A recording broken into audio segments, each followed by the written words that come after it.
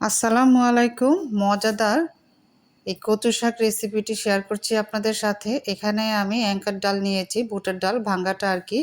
তো যাই হোক, এটাকে আমি ভিজিয়ে রেখেছিলাম প্রায় ২-৩ ঘন্টার মতো। তারপরে ভালোভাবে ধুয়ে একটা পাতিলে নিয়ে সামান্য একটু পানি দিলাম। তারপর কচু শাকগুলো দিয়ে দিলাম। কচু শাকগুলো কিন্তু আগেভাগে ধুয়ে নিয়েছিলাম। তারপর হলুদের গুঁড়ি, মরিচের গুঁড়ি আর কাঁচামরিচ ফালি করে দিলাম ৫-৬টির মতো। এবার নেড়ে নেড়ে চেড়ে তারপরে এগুলোকে সিদ্ধ করে নেব। খুব ভালো করে আমি এগুলোকে সিদ্ধ করব। আর একটু পরপর কিন্তু নেড়ে চেড়ে দিতে হবে।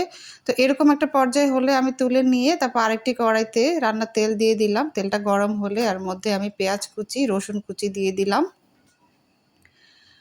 একটা শুকনো মরিচ ভেঙে দিয়ে দিলাম। তারপর এরকম লালচে বাদামি হলে সামান্য একটু পানি দিলাম। রসুনের পেস্ট দিলাম, জিরার গুঁড়ি দিলাম, ধনিয়ার গুঁড়ি দিলাম, গরম মসলা দিয়ে দিলাম আমি এখানে ১টি-২টির মতো করে।